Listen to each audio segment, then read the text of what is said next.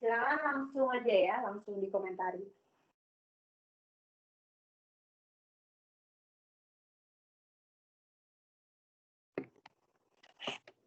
Kalau enggak, tetap saya panggil ya. Oke, ramai di sini ya. Anisah Nurul Faikoh, ada?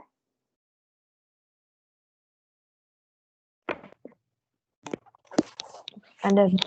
Ya. Kita lihat lagi dari yang sudah dikerjakan oleh Hadi tadi ya, dan sudah dijelaskan juga tadi oleh Hadi. Kira-kira panggilannya siapa ini? Anissa? Ica, Bu. Ica. Ini kok macet internet saya sebentar. Nah, menurut Ica ini apakah enzim ekstraseluler atau enzim intraseluler? Sepertinya ekstraseluler. Tahu saya kalau Ya, lipase itu ekstra. Lipase itu ekstraseluler. Kalau dari metode isolasinya sendiri sebenarnya kita bisa menentukan juga ya. Ekstraseluler sudah betul ya jawabannya. Dan kita lihat di sini memang dia tidak menggunakan tahap apapun untuk memecahkan sel. Nah, itulah kita bisa membedakan apakah suatu enzim itu adanya dalam sel atau di luar sel. Kalau dia adanya di dalam sel, pasti nanti ada tahap pemecahan sel tersebut. Nah, di sini kan tidak ya. Dan yang diambil juga di sini adalah getah. Dan getah itu adalah suatu material yang tentu saja istilahnya dikeluarkan oleh sel gitu ya, disekresikan oleh sel. Jadi tinggal dalam hal ini sepertinya getahnya diambil lalu dilarutkan. Nah, kemudian di sini dia gunakan presipitasi namanya ya, pengendapan dengan amonium sulfat ini. Kemudian setelah itu dilanjutkan dengan kromatografi. Nah, ini akan kita bahas hari ini ya. Jadi materi hari ini termasuk presipitasi protein seperti itu, juga utamanya dengan amonium sulfat, lalu juga kromatografi. Nah, kromatografi itu ada beberapa jenis, nanti saya akan jelaskan dalam bentuk video ya. Jadi nanti akan nyambung dengan materi yang sudah kamu buat menjadi tugas ini. Kemudian saya juga sudah jelaskan tentang elektroforosis SDS, prinsipnya seperti apa. Jadi kamu harapannya sekarang sudah mengerti dan sudah bisa memahami setiap tahap yang dilakukan dalam misalnya artikel ini ya. Oke, saya coba lanjut ke artikel yang lain ya. Kita coba lihat beberapa dulu yang sudah kamu kerjakan. Soalnya kita coba ini ya, cewek lagi ya, Amelia Zahra Maulida. Oke, Amelia Zahra Maulida ada? Ada, Bu. Ada. Bisa diceritakan dulu kepada teman-temannya ini tentang apa sebelum kita lihat lebih lanjut? Kalau dari yang saya dapetin itu, Bu, dari jurnalnya tuh, jadi ngambil enzimnya, kan enzim peroksidase. Nah, peroksidasenya tuh dari tanaman horseradish gitu. Nah, terus karena apa ya, kan tanaman horseradish tuh banyaknya di yang wilayah dingin. Jadi dia coba dikultur dulu, dibuat biar lebih aktivitas enzim yang didapatnya lebih banyak. Oke, jadi dia dari horseradish ya, semacam tanaman gitu ya. Iya. Enzim yang mau diambil adalah peroksidase. Ini cukup umum ya. HRP ini adalah peroksidase yang sangat umum. Kalau kamu belanja HRP online gitu ya, tentunya online-nya di website misalnya Sigma Aldrich gitu ya, atau apalagi lah website-website yang biasa beli chemicals, itu HRP ini salah satu peroksidase yang apa istilahnya best seller gitulah ya, jadi yang sering juga digunakan. Oke, kemudian tadi daunnya dipersiapkan dulu, lalu setelah itu diapakan daunnya? Di kultur sel dulu, Bu, terus nantinya tuh ya, terus diambil, dilihat buat aktivitasnya tuh pakai yang amonium sulfat gitu. Amonium sulfat itu untuk mengendapkan ya, mengendapkan proteinnya. Oke, jadi dia sudah, kan dia mulai dari daun dulu ya, lalu daunnya dikultur, lalu dari kultur kan diambil daunnya gitu ya. Atau dari kultur itu dia apa yang diambil? Apakah medium pertumbuhannya ataukah bagian dari tanamannya atau seperti apa? Yang saya dapat sih Bu medium pertumbuhannya. Soalnya katanya Medium. di dalamnya itu iya. Oke, berarti bisa diduga ini enzimnya jenisnya ekstraseluler atau intraseluler. Ekstra sih Bu. Kalau dia dari medium ya, seperti ini ya. Mungkin saya bisa blok di sini ya supaya kelihatan. Dia katakan setelah dilakukan kultur sel, dilakukan pemisahan antara cairan medium kemudian dengan selnya melalui penyaringan. Nah, kalau kamu misalnya dengan bakteri biasanya sentrifugasi ya, tapi kalau dengan kultur jaringan seperti tanaman mungkin sentrifugasi juga metode yang salah satu yang bisa dipilih, tapi yang lainnya adalah penyaringan. Karena kalau tanaman itu kan besar-besar ya, jadi mungkin tidak perlu di sentrifuga. Kalau sel itu kan kecil, jadi harus diputar dengan kecepatan tinggi supaya selnya itu bisa kita pisahkan dengan mediumnya. Tapi dalam hal ini dia gunakan kultur sel, mungkin massa selnya sudah cukup banyak gitu ya, sehingga dia cukup besar untuk disaring lalu dipisahkan dengan mediumnya. Lalu dari medium baru dia katakan ini merupakan ekstrak enzim ekstraseluler ya. Oke, terima kasih. Siapa panggilannya ini? Amel Bu. Amel ya. Terima kasih Amel. Kemudian di sini dilanjutkan lagi dia mengendapkan juga dengan amonium sulfat ya. Jadi banyak mungkin kamu juga di bagian tugas kamu sendiri juga ada bagian ini ya amonium sulfat. Nanti kita akan lihat bagaimana amonium sulfat itu dapat digunakan untuk memurnikan protein secara parsial.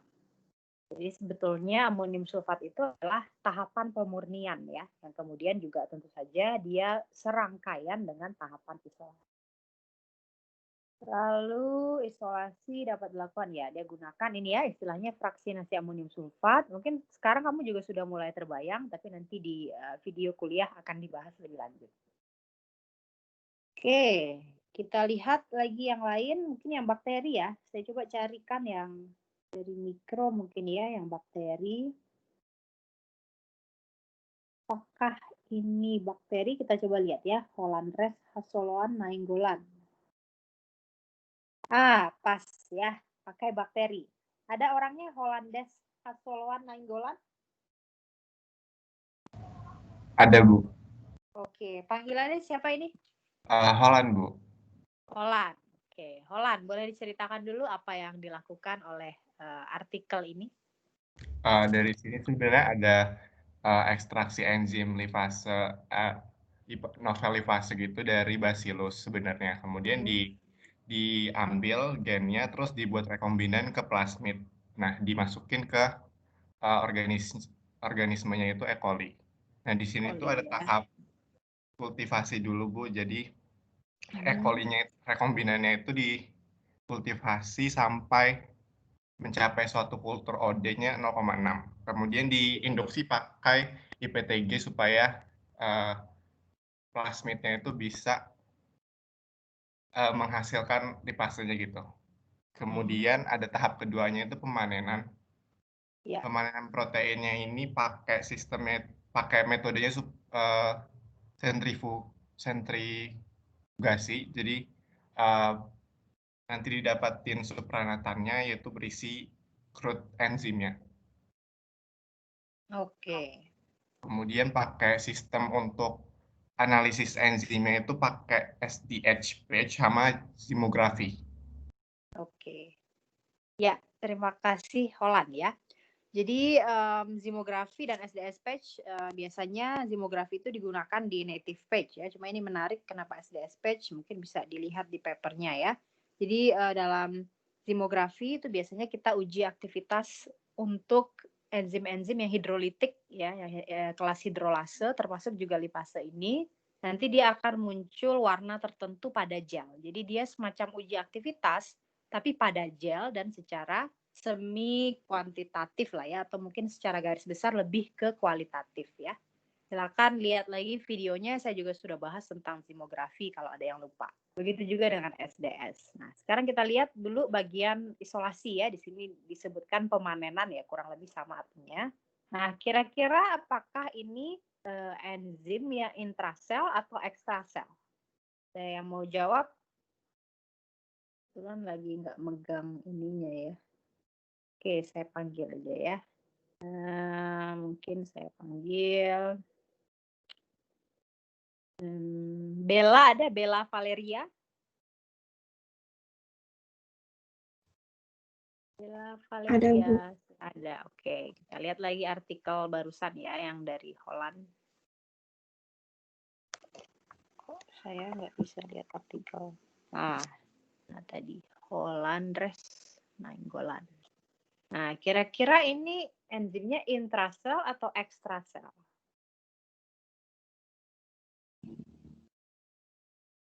Menurut panggilannya Bella. Panggilannya siapa? Bella? Iya, Bu. Iya, gimana menurut Bella? Ini ekstrasel atau intrasel enzimnya? Ekstraseluler. Ekstrasel. Kenapa ekstrasel? Soalnya di supernatan juga di prosesnya. Soalnya mungkin yang ini ya, hasil berupa supernatan gitu ya. Bentar, saya blok. Hasil berupa ini ya, maksudnya yang ini? Iya, Bu. Yang itu ya. Oke, ada pendapat yang lain dari yang lain? Kata Bella, mungkin ini ekstrasel karena tadi enzimnya itu katanya terdapat di supernatan yang mengandung protein rekombinan lalu dipisahkan dari pelet. Ada lagi yang lain yang ingin mengemukakan pendapatnya?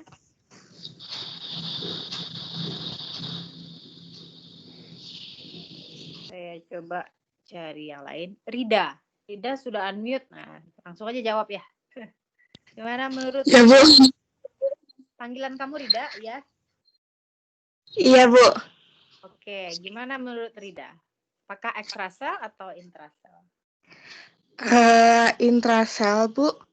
Intrasel, berbeda pendapatnya ya. Kenapa begitu? Karena ada tahap lisisnya. Tahap lisis ya. Tahap lisis itu semuanya harusnya sudah tahu sekarang ya, yaitu tahap pemecahan dari suatu bakteri umumnya ya, dari suatu sel lah secara umum, untuk kemudian kita dapatkan enzim intrasel yang ada di dalam organisme tersebut. Nah, tahap lisis saya sudah jelaskan juga ada secara mekanik ya, secara kimiawi, kemudian secara enzimatis. Nah, ini katanya ada tahap lisis. Nah, dari mana kita tahu di sini ada tahap lisis? Mana Rida? Dari itu, Bu, didestruksi dengan high pressure cell cracker. Iya, ini ya. Jadi dia ada tahap ini, ada tekanan tinggi. Saya juga nggak kebayang nih bentuknya gimana, tapi mungkin seperti mesin cuci gitu ya, ditutup. Kalau ada yang pernah lihat alat autoclave, mungkin ini mirip alat autoclave. Jadi cell cracker, selnya dipecah dulu. Nah, berarti ini metode di antara tiga itu ya, mekanik, kimiawi, dan enzimatis. Kira-kira ini metode lisis yang mana? Gimana menurut Rida? Yang mekanik, Bu. Kayaknya mekanik ya, karena dia tidak cerita ditambahkan dengan, kalau kimiawi biasanya ada denaturan tertentu gitu ya, atau enzimatis ada lisozim biasanya nama enzimnya. Nah, kalau ini kayaknya dia mekanik ya, karena dia diletakkan dalam suatu chamber, jadi ada suatu apa ya istilahnya kayak reaktor tertutup gitu ya. Kemudian di situ diberikan tekanan yang sangat kuat sehingga selnya itu menjadi pecah. Nah, itulah di sini kode dia intrasel. Nah, setelah selnya pecah, itu kemudian isi selnya itu nanti akan berhamburan ke dalam media pertumbuhan. Barulah dia nanti enzimnya akan ada di supernatan yang ini tadi ya. Nah, supernatannya baru nanti dipisahkan dengan ya, supernatannya baru dipisahkan dengan pelet, di mana sekarang peletnya itu bukan sel utuh lagi. Ya, jadi kalau kita mengisolasi enzim ekstrasel, biasanya peletnya itu sel utuh saja yang tidak kita bukan. Enzimnya ada di supernatan. Nah, kalau ini yang dilakukan adalah pertama selnya itu dihancurkan dulu, dilisis dulu, kemudian setelah isinya berhamburan ke medium pertumbuhan, baru dia dipisahkan. Nah, jadi medium pertumbuhannya itu menjadi supernatan yang mengandung protein rekombinan plus-plus juga ya. Jadi segala isi sel yang sudah berhamburan tadi. Nah, pelet di sini itu nanti hanya akan mengandung debris istilahnya ya. Jadi sisa-sisa sel yang tadi sudah dihancurkan, tapi kan masih ada bentuk padatannya, itulah yang nanti dibuang. Oke? Nah, jadi dia bilang di sini supernatan mengandung crude enzim. Nah, crude enzim ini adalah istilah yang sangat umum ya. Kalau kamu misalnya mengerjakan PR, mungkin juga melihat istilah ini, crude enzim, crude enzyme. Itu artinya adalah ekstra kasar. Ekstra kasar artinya kita punya suatu sistem larutan di mana enzimnya ada di situ, tapi juga ada banyak protein-protein lain yang dihasilkan oleh organisme tersebut. Itu yang namanya ekstra kasar. Jadi bisa dikatakan ekstra kasar itu adalah ekstrak dari sel yang masih mengandung berbagai istilahnya pengotor yang tidak kita inginkan. Ya. Lalu di sini dia katakan kemudian dipurifikasi menggunakan His-Bind Purification Kit. Nah, ini juga kromatografi sebetulnya ya, kromatografi berbasis histidin. Nah, nanti kamu bisa lihat pada pembahasan setelah ini bagaimana kerja dari kromatografi histidin itu. Oke, baik. Kita akan lihat paper yang lain ya. Jadi tadi kita sudah lihat ekstrasel ya, diambil dari getah, diambil dari medium pertumbuhan. Nah, kalau ini kita lihat contoh yang intrasel. Contoh yang intrasel gitu ya, di mana dia gunakan lisis mekanik, yaitu menggunakan tekanan tinggi. Nanti boleh kalau kamu tertarik di googling ya, high pressure cell cracker nih bagaimana bentuk alatnya. Tapi kalau yang saya bayangkan mungkin seperti alat autoclave, kalau ada yang pernah lihat alat autoclave ya. Kalau belum, saya yakin di lab mikrobio itu ada. Kalau di Biokim juga lab lantai 1 ada, lab lantai 3 ada, nanti kamu bisa lihat ya, tanyakan pada kakak tingkatnya, mana yang autoclave gitu ya bentuk. Oke, kita coba lagi, tadi sudah laki-laki, sekarang perempuan dari mikro ya, ke 04. Saya coba ini ya, Rolina Anna Erika Sihombing. Rolina Anna Erika Sihombing, mudah-mudahan dari bakteri. Hadir, Bu. Kayaknya dari bakteri ya. Oke, bisa dijelaskan dulu apa yang dilakukan di sini? Jadi kalau dari paper yang saya temukan itu dia isolasi enzim dari lipase dari yang termostable dari Geobacillus. Nah, tapi itu di cloning dulu ke E. coli gitu, Bu. Nah, terus setelah di cloning ke E. coli, terus diinduksi pakai IPTG, jadi dia bisa ekspresiin si lipasenya gitu. Nah, kalau dari jurnalnya yang saya baca, dia sepertinya itu intraseluler karena dia pakai sonikasi intermittent gitu, Bu, kalau di prosesnya gitu. Iya, sonikasi intermittent. Iya, Bu. Inilah tahapan lisisnya gitu ya. Iya, Bu, benar. Oke, kemudian dari sini dia analisis dengan bagaimana berikutnya? Terus dianalisisnya pakai SDS page gitu, Bu. Analisis molekuler sama homogenitas enzim ya. Oke. Lalu yang terakhir nampaknya dia juga melakukan uji aktivitas ya. Iya, benar, Bu. Oke, terima kasih. Panggilannya siapa ini? Erika, Bu. Erika. Terima kasih, Erika. Oke, jadi kata Erika ini adalah enzim yang intraseluler ya, jadi agak mirip dengan punya Holland tadi ya. Dia sama-sama mengisolasi lipase dan juga rekombinan. Nah, tentu kamu sudah tahu arti rekombinan ya, tapi kalau misalnya ada yang lupa ya, rekombinan itu artinya kita rekayasa suatu makhluk hidup yang tadinya dia tidak mengandung protein itu gitu. Tapi kita rekayasa agar dia menghasilkan protein yang asing tersebut. Itu yang namanya rekombinan. Tentu saja rekayasa level genetika ya, dengan cara mungkin kamu sudah dapat juga di mata kuliah yang lain ya, di mana kita bisa punya suatu sistem yang namanya plasmid, yaitu DNA yang bentuknya sirkular seperti itu. Kemudian plasmidnya itu dimasukkan atau diinsersi suatu gen yang kemudian dapat mengkode atau mengekspresikan protein yang asing tersebut. Nah, di sini biasanya sering sekali ya diberikan suatu senyawa ini IPTG, ini bisa lihat. IPTG itu adalah suatu senyawa yang sifatnya inducer, sifatnya menginduksi sistem ekspresi dari plasmid tersebut sehingga nanti dia bisa dipaksa gitu ya, didorong agar protein asing itu nanti bisa dihasilkan di dalam hal ini E. coli ya. Dalam hal ini dia E. coli. Nah, E. coli ini adalah suatu istilahnya host ya, sel host atau sel inang yang sangat umum digunakan. Jadi misalnya kita punya protein yang kita ingin peroleh, yaitu misalnya yang termofilik seperti ceritanya Erika ini ya. Nah, kan PR banget tuh kalau kita harus pergi ini apa di Pasifik Timur ya, Pasifik Timur, kemudian sampel sedimen deep sea hidrotermal. Ini mungkin juga tidak bisa diambil dengan mudah ya. Jadi mungkin ada tahapan koleksi sampel yang cukup menantang juga ini kalau misalnya hidrotermal kan berarti daerahnya sangat panas ya. Apalagi enzimnya juga enzim termofilik. Jadi lingkungan hidupnya juga biasanya kan cukup panas gitu ya. Nah, untuk memudahkan, disinilah muncul teknologi rekayasa rekombinan ini. Gitu. Jadi kalau misalnya saya ingin ambil enzim dari suatu lingkungan di bawah laut misalnya ya, deep sea, hidrotermal pula. Bawah lautnya aja udah sulit, apalagi hidrotermal juga kan. Nah, jadi caranya sekarang mudah. Saya tahu urutan gennya, kemudian gen itu saya masukkan ke dalam sebuah plasmid, gitu kan.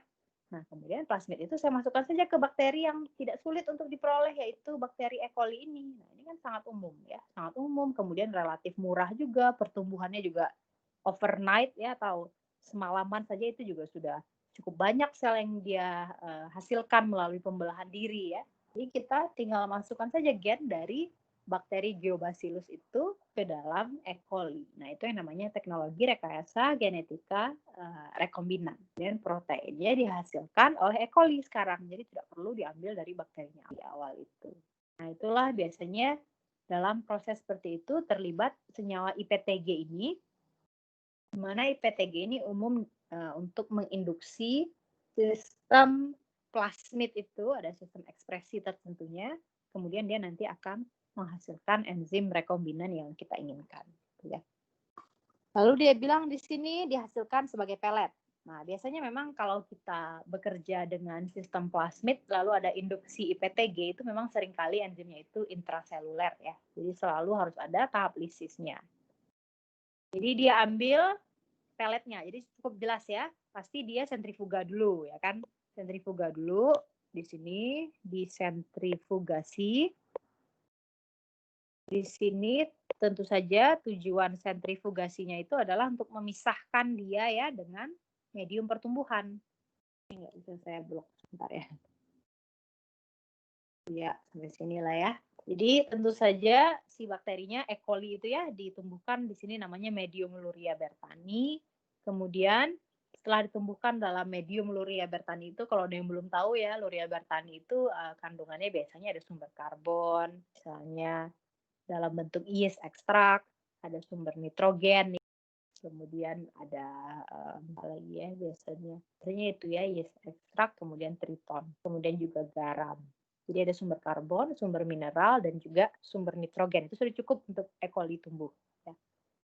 Nah, jadi bayangkan selnya nanti ditumbuhkan dulu di medium, tapi sekarang enzimnya di dalam sel. Jadi yang pertama dilakukan oleh peneliti ini dipisahkan antara sel dengan medium. Nah, tapi yang ingin diambil nanti pelet. Pelet itu adalah sel yang sudah mengendap pada tahap sentrifugasi. Kemudian mediumnya dibuang ya. Lalu pelet yang sudah diambil itu bentuknya kan padat.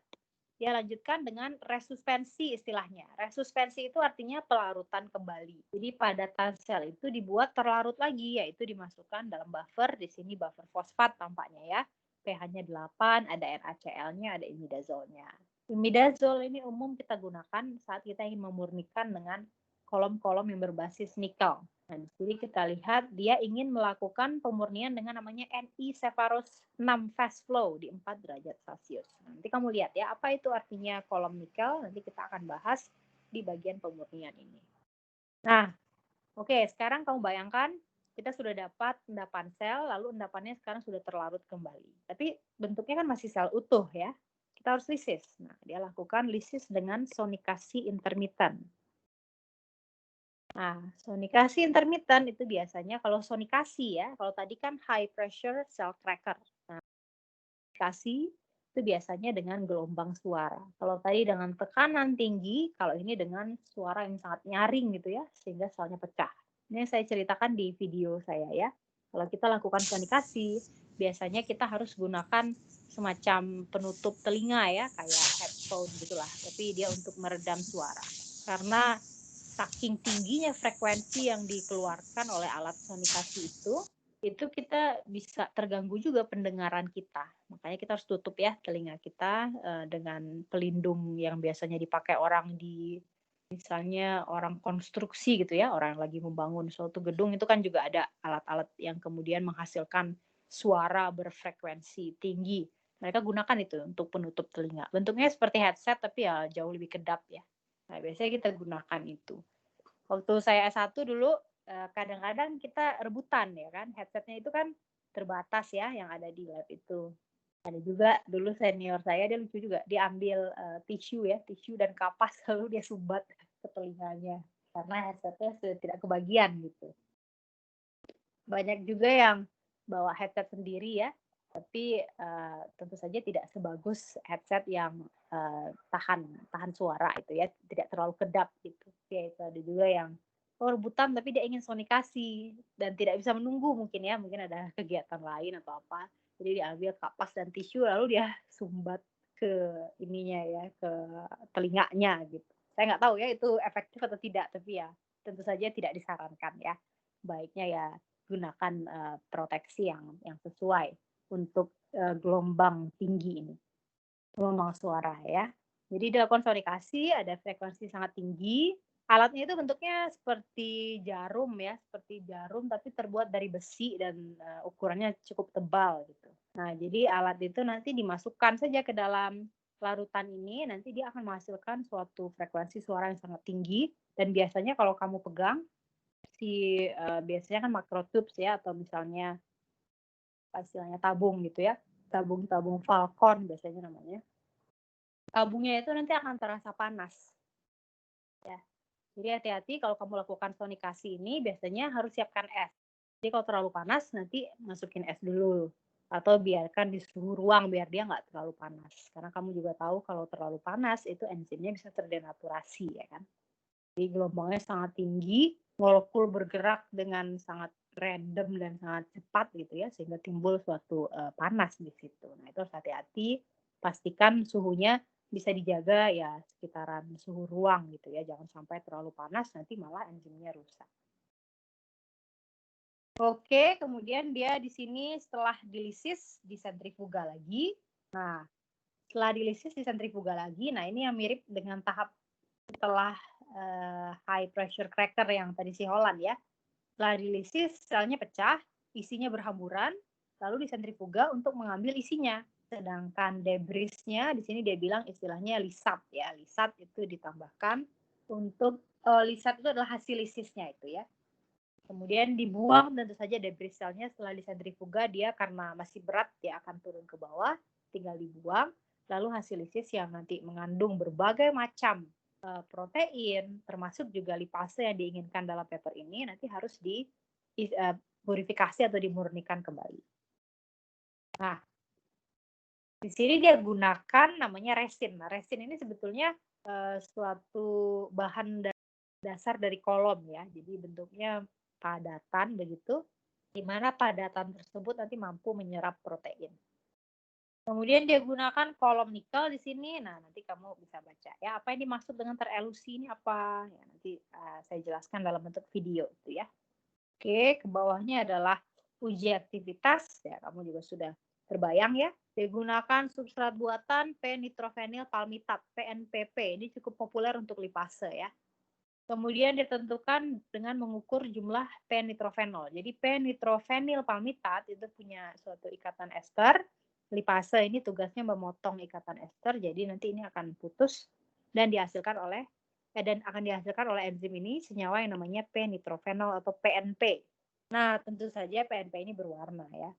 Produksi P-nitrofenol yang dihasilkan diukur pada panjang gelombang 405 nanometer. Nah, kamu kan sudah akrab nih ya, berarti dia pilih satu reaksi yang kemudian produknya berwarna. Produknya berwarna nanti tinggal diamati dengan spektrofotometer. Lalu dia di sini reaksi berlangsung 15 menit, dihentikan dengan mendinginkan sampel pada es, ya, yang kita lihat. Reaksi berlangsung selama 15 menit, kemudian dihentikan dengan mendinginkan sampel pada es. Nah, kamu sudah belajar kan ada yang namanya continuous assay, ada yang namanya stop assay. Nah, ini pasti bukan yang continuous kan, karena dia tunggu dulu bereaksi 15 menit, lalu dia stop. Dia stop itu dengan cara mendinginkan sampel, artinya dia ingin lakukan cold denaturation ya. Jadi enzimnya dirusak dengan cara dingin sekali sehingga substratnya juga rusak, reaksinya terhenti, lalu baru diukur panjang absorbansi pada panjang gelombang 405 nanometer. Jadi ini adalah metode yang stop assay. Ditunggu dulu bereaksi, stop, baru diukur. Ya. Sebenarnya kalau kita punya peralatan yang memadai, lebih baik kita lakukan continuous ya. Jadi dari mulai dicampurkan nih enzimnya dengan substrat P-nitrophenylpalmitat ini langsung ditaruh di dalam spektrofotometer, langsung dilakukan namanya metode kinetik ya, atau ya metode kinetik biasanya ya. Jadi kinetic mode ya, mode kinetik. Langsunglah dia akan amati ya, sehingga nanti kamu bisa dapatkan itu kurva absorbansi terhadap waktu yang kamu sudah kebayang ya, bentuknya kayak Michaelis-Menten gitu lah. Akan kita peroleh kalau kita lakukan studi yang continuous. Kalau ini dia stop, maka dia tidak bisa memperoleh kurva seperti itu. Ya. Oke, saya pikir cukup jelas ini intrasel, kemudian dia lakukan pemurnian. Nah, di sini dia tidak pemurnian dengan amonium sulfat ya. Kalau tadi beberapa paper yang sudah diceritakan temannya ada tahap amonium sulfat. Nah, di sini dia langsung masukkan ke dalam istilahnya kolom yang mengandung nikel. Nah, kalau kita mendengar ada kolom nikel seperti ini, kita pasti langsung terpikir ini ya, protein yang mengandung His-Tag. Nah, ini ya. Coba plot. Jadi kolom nikel ini sangat favorit digunakan apabila protein kita itu mengandung label His. Jadi kurang lebih mungkin ada 6 ya, 6 His gitu ya, diletakkan di suatu posisi pada struktur enzim itu, tapi harus terekspos. Kalau nggak terekspos, ya dia nggak bisa berinteraksi dengan kolomnya nanti. Karena di ujung C, kalau ujung C-nya terekspos, bisa ditaruh di sana gitu ya. Nah, kadang-kadang ini juga trial and error. Kadang-kadang kita sudah pasang His-Tag, tapi nggak ngikat kolom proteinnya. Itu kita harus hati-hati, apakah His-Tag-nya ternyata ditempatkan di daerah yang salah, sehingga dia tidak terekspos, lalu nggak ada yang berikatan dengan kolom. Jadi itu adalah salah satu pertimbangannya gitu ya. Nah, His-Tag ini, bagaimana cara kita membuat protein ini ada His-Tag-nya? Nah, biasanya protein biasa itu nggak punya His-Tag. Termasuk juga lipase ini ya, kemungkinan dia tidak punya His-Tag. Nggak ada His 6 buah ya, histidin berurutan 6 kali gitu. Itu jarang ya, secara natural itu kayaknya jarang ada ya. Kembali lagi kita bisa lakukan saat tahapan rekayasa genetika tadi. Kita kan tadi mulai dari gennya ya, gen yang mengandung enzim lipase, bukan mengandung ya, gen yang nantinya akan mengekspresikan enzim lipase ini, nanti kan kita masukkan ke dalam plasmid. Nah, saat kita masukkan ke dalam plasmid itu, kita juga bisa rekayasa agar gen tersebut nanti dilengkapi dengan His-Tag. Ya, kita cari saja kodon pengkode histidin kan, misalnya ya apa ya, saya sembarangan aja ini ya, misalnya AUG gitu. AUG, ya sudah, nanti urutkan di gennya itu misalnya di bagian awal, di bagian N terminal misalnya ya. Taruh AUG sebanyak 6 kali. Nanti dia akan terekspresi menjadi histidin. Nah, itulah nanti yang kemudian sangat powerful dalam teknologi rekombinan seperti ini. Jadi nanti untuk membantu tahapannya tinggal diikatkan dengan kolom nikel. Ya. Sehingga nanti hanya protein yang ada His-Tag-nya saja yang terikat paling kuat. Yang lain yang histidinnya juga ada sebenarnya, tapi jumlahnya lebih sedikit. Umumnya nanti dia terikat lemah dengan kolom tersebut, sehingga kita bisa pisahkan protein yang kita inginkan dengan protein-protein yang lain yang terikatnya hanya lemah saja. Ya. Oke. Jadi teknologi rekombinan ini sangat populer, terutama kalau kita ingin memperoleh enzim-enzim dalam jumlah yang banyak tanpa perlu mengambil dari sumber aslinya. Termasuk juga di lab biokimia sekarang kita produksi spike proteinnya SARS-CoV-2 ya. Protein durinya itu dan juga satu lagi namanya protein N dari SARS-CoV-2 itu kita juga ekspresikan di E. coli ya. Karena kan tidak mungkin kita isolasi dari virusnya ya, serem juga kan. Jadi kita ambil gennya itu tinggal dicari ya urutannya, kan sudah banyak orang sekarang melakukan whole genome sequencing istilahnya ya. Jadi di sequencing, termasuk juga di ITB ya, timnya Bu Marcelina Tan ya, nama panjang Bu Marcel. Ya pokoknya ada Bu Marcel, Bu Azania, terus apa lagi ya, Pak Husna, kayaknya ada di tim itu juga, Bu Feni mungkin juga di tim itu ya. Untuk kamu yang mikro kan harusnya sudah kenal ya. Bu Erna saya nggak tahu apakah ada di tim itu atau enggak ya. Sepertinya ada ya. Ada Bu Marcel, Bu Azania, Bu Erna, Pak Husna, kemudian Bu Feni ya kalau nggak salah. Itu tim gugus tugas bagian genomic sequencing. Sudah berhasil ya menghasilkan beberapa sequence. Nah, kami di kimia itu gugus tugas bagian ujinya ya, yaitu mengembangkan itu tadi tes cepat yang sudah saya ceritakan rasanya minggu lalu juga kan. Nah, jadi yang dilakukan saat kita ingin mengekspresikan protein ini dalam E. coli, ya tentu saja kita cari dulu gennya. Jadi kita carilah database gitu ya, apakah database dari Indonesia misalnya, terutama sekali dari Indonesia. Kita tinggal lihat bagaimana urutan gen untuk pengkode dari protein spike itu tadi. Protein spike itu yang durinya ya. Kalau corona itu kan dicirikan dengan adanya semacam duri gitu di bagian luarnya. Nah itu yang protein spike. Jadi kita cari dulu urutan gennya dengan bantuan ya database begitu ya. Kita cari yang Indonesia, misalnya sudah diinput oleh siapa gitu ya, oleh misalnya timnya Bu Marcel atau tim yang lain, kita lihat, atau tim Eggman juga ya, Eggman juga melakukan whole genome sequencing itu. Terus itu kita lihat, oh gennya urutannya seperti ini. Tinggal kita ambil, oh urutan ini, lalu kita order ya, kita order ke US untuk membuatkan gen itu. Sekarang itu orang sudah bisa menyintesis gen yang panjang-panjang itu udah bisa. Kalau zaman dulu kan mungkin hanya pendek saja gitu ya. Atau bahkan mungkin harus diisolasi dulu DNA genomnya, ambil dulu dari virusnya. Virusnya itu sebenarnya kan RNA ya. RNA-nya dibuatkan dulu jadi cDNA namanya. Lalu cDNA-nya barulah di misalnya amplifikasi dengan PCR misalnya ya, baru nanti dia jadi suatu gen yang siap dimasukkan dalam plasmid. Nah, zaman sekarang sudah ada teknologi yang lebih canggih lagi ya. Tidak perlu bersentuhan sama sekali dengan virusnya. Tapi urutan gen yang sudah kita peroleh dari database tadi, kita bisa order. Misalnya dia berapa ribu pasang basa itu bisa ya.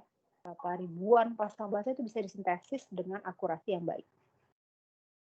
Nah, kita order, sayangnya di Indonesia belum ya. Jadi di luar negeri, saya nggak tahu di Singapura atau ya mungkin Singapura ada juga ya. Tapi waktu itu kita pesan ke Amerika, ke US.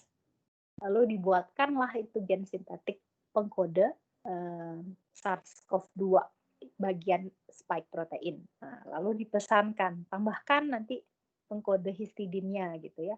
Di bagian kira-kira kalau kita lihat struktur spike protein yang sudah orang laporkan di database protein data bank, kayaknya bagian ini gitu misalnya ya, bagian X ini akan terekspos. Tolong tambahkan di bagian sintesis gennya itu, saat sintesis gen, tolong tambahkan di sini kodon pengkode histidin sebanyak 6 kali. Jadi punyalah kita histek ya.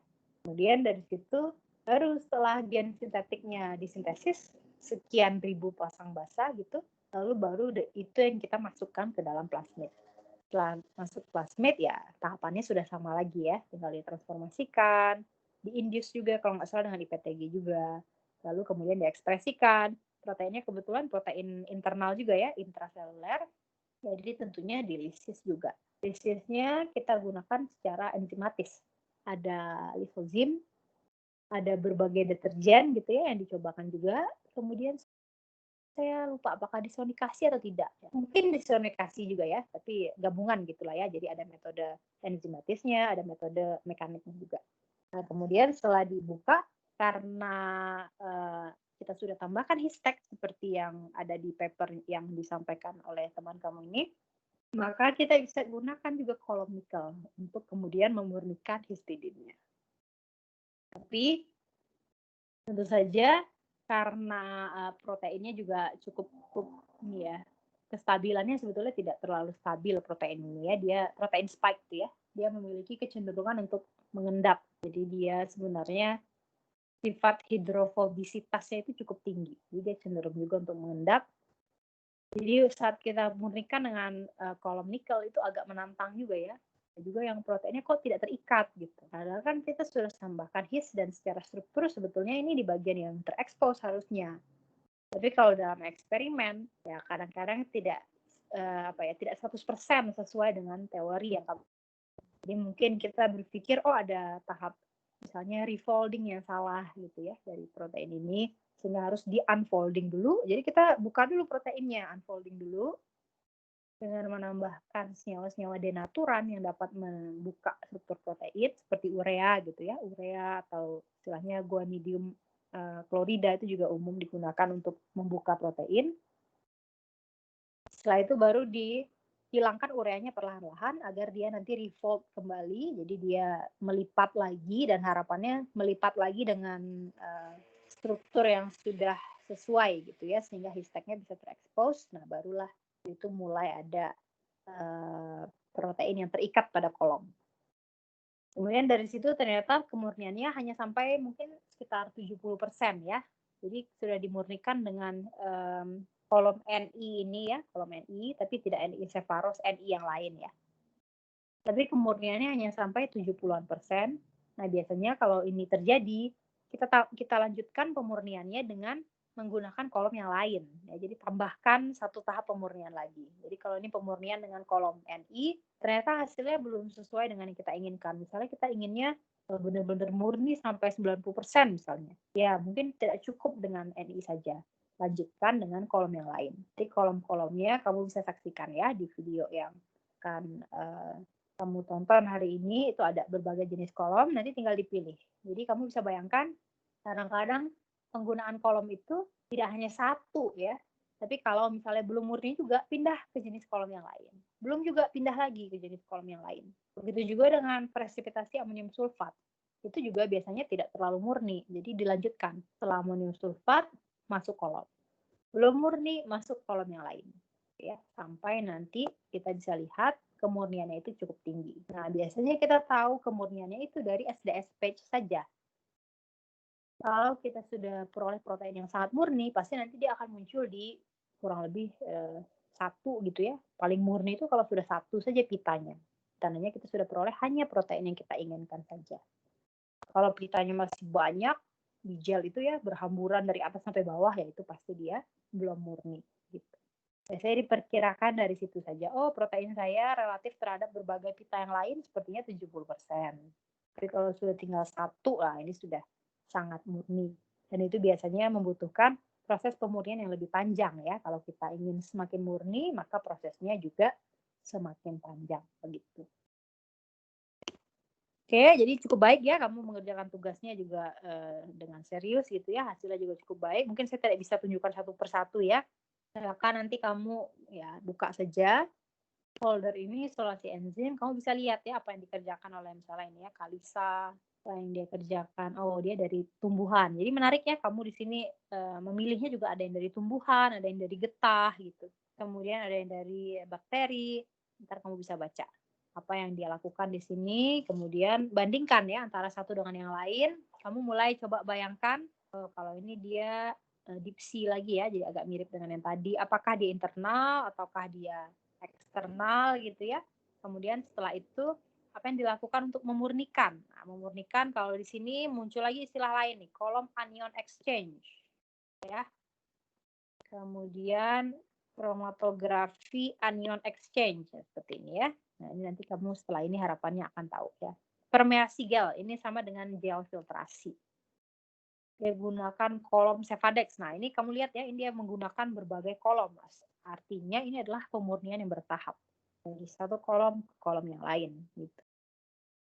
Oke, mungkin dari saya hanya ambil beberapa sampel saja ya. Kalau kamu tertarik silakan kunjungi ini.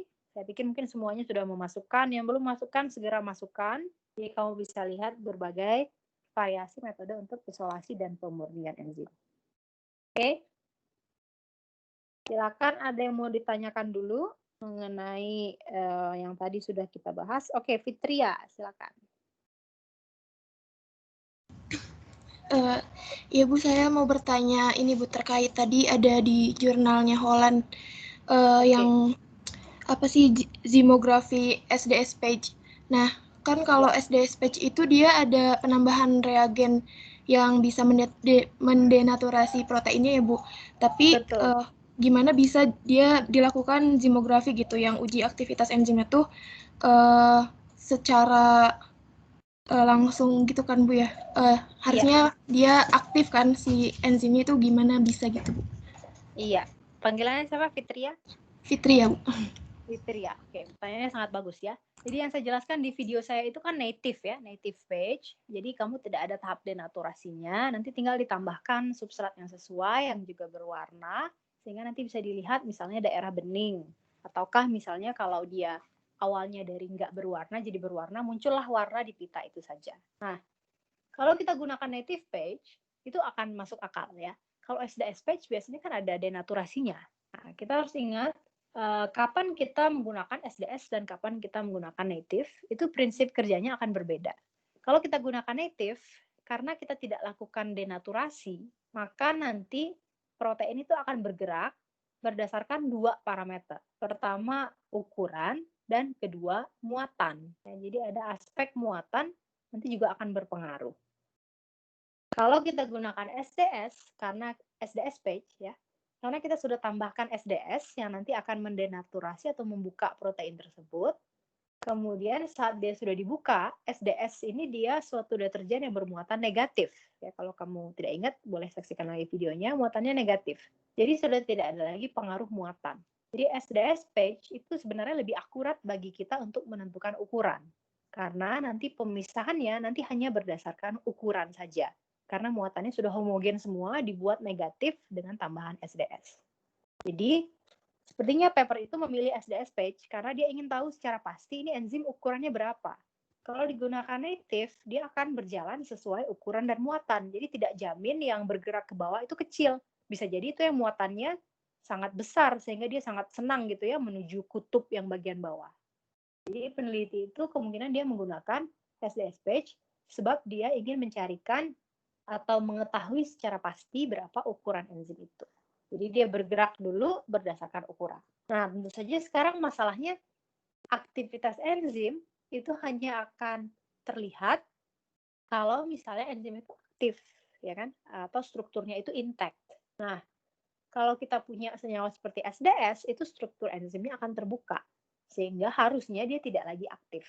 Nah, biasanya itu yang kita namakan dengan tahap, kita perlu dulu ya, tahap yang kita namakan tahap renaturasi namanya. Jadi setelah proteinnya itu mengalami denaturasi, kita harus renaturasi lagi di dalam gel. Nah, gimana caranya? Tadi yang menyebabkan terdenaturasi itu kan SDS, ya. SDS itu kan suatu deterjen. Jadi gelnya itu istilahnya dibilas ya dari deterjen itu. Bagaimana prosesnya? Jadi si deterjen itu yang dilakukan gelnya direndam saja, direndam di dalam air sekian misalnya setengah jam gitu ya. Lalu habis itu dikeluarkan dari rendaman itu. Lalu airnya dibuang, diganti dengan air yang baru milik Q ya, milik Q yang baru, masukin lagi gelnya. Mungkin diulang sampai 4 kali ya, agar si molekul deterjen yang tadi mengelilingi protein sehingga menyebabkan terdenaturasi itu akan istilahnya terbilas ya. Jadi deterjennya nanti keluar lagi dari gel, masuk ke dalam air, cara bertahap biasanya dilakukan beberapa kali. Setelah itu nanti enzimnya akan bisa mengalami renaturasi, yaitu proses folding kembali setelah didenaturasi. Nah, nanti itu akan muncul lagi aktivitasnya. Gitu ya. Jadi harus hati-hati. Kalau misalnya kamu ingin lakukan zimografi, tapi ingin dilakukannya di SDS page, biasanya yang pertama tidak boleh dipanaskan. Jadi kalau SDS page yang umum, biasanya itu ada tahap pemanasan. Jadi sebelum dimasukkan ke gel, proteinnya itu ditambahkan namanya merkaptoetanol untuk menghilangkan ikatan-ikatan disulfida. Lalu setelah itu dia dipanaskan. Nah, 2 tahap itu hilang biasanya. Kalau tujuannya nanti mau dizimografi, jangan dipanasin. Karena kalau udah dipanasin, biasanya dia rusak permanen ya. Susah untuk direnaturasi. Apalagi biasanya dipanasin itu dia rusaknya itu sampai level sekunder juga rusak. Jadi jangan dipanaskan. Jangan juga ditambahkan merkaptoetanol itu tadi. Karena merkaptoetanol itu menyebabkan putusnya ikatan-ikatan disulfida. Kalau itu putus bisa jadi aktivitasnya juga hilang. Jadi jangan dipanaskan, jangan ditambahkan merkaptoetanol. Jadi denaturannya cukup SDS saja, di mana SDS ini nanti akan dilakukan pembilasan ya berkali-kali agar molekulnya itu nanti terserap keluar gitu ya ke airnya, lalu airnya dibuang, lalu direndam lagi, bilas lagi, harapannya keluar lagi SDS-nya.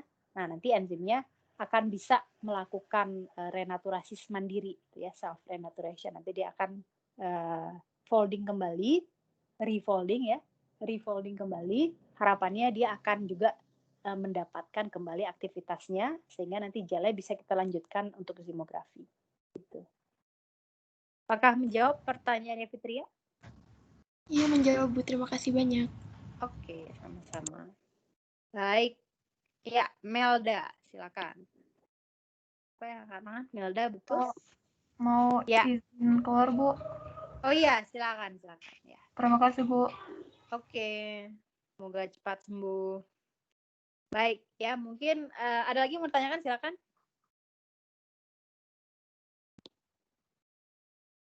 Saya angkat tangan. Silakan kalau ada lagi yang mau ditanyakan. Nah, kalau tidak, kita akan lanjutkan pemurniannya. Materi tentang pemurnian nanti saya sudah upload ya. Saya akan share screen, jadi kamu bisa lihat. Ya, jadi kamu silakan pergi ke playlist kita ya, playlist pengantar enzimologi. Jadi di sini kamu bisa temukan, saya sudah upload 5 video lagi ya. Jadi kemarin ada 5 video isolasi, sekarang ada 5 video pemurnian enzim. Ya, silakan kamu kunjungi ini page-nya, lalu nanti nonton dari sana. Tadinya saya memberikan kamu tugas tentang pemurnian, tapi ternyata di papernya juga sudah melengkapi itu ya. Jadi tidak perlu ada tugas lagi. Silakan nanti kamu lihat kembali paper yang kamu cari. Kalau ada tahap pemurniannya, nah sekarang kamu coba pahami ya berdasarkan teori yang sudah saya berikan di video ini, kaitkan dengan paper yang kemudian kamu temukan. Kalau paper kamu tidak ada pemurnian, nah lihat aja paper temannya ya, lihat pekerjaan teman yang lain, saya pikir banyak sekali yang sudah ada pemurniannya ya. Kodenya ada pemurnian itu, ada penambahan suatu zat untuk pengendapan, misalnya amonium sulfat, atau ada kolom, penggunaan kolom, yang itu namanya adalah teknik kromatografi. Nah, itu sudah pemurnian. Jadi saya tidak bisa kasih kamu PR lagi gitu ya. Silakan nanti lihat channel ini dalam 1 jam terakhir ini. Jadi kuliah sinkronnya kita cukupkan sampai di sini. Silakan ada yang mau ditanyakan dulu? Oh, yang berkas ujian saya masih periksa ya, belum selesai ya. Mudah-mudahan minggu depan selesai, jadi nilainya bisa diumumkan. Ada yang mau ditanyakan lagi? Tidak ada? Kalau nanti ada yang teringat, tiba-tiba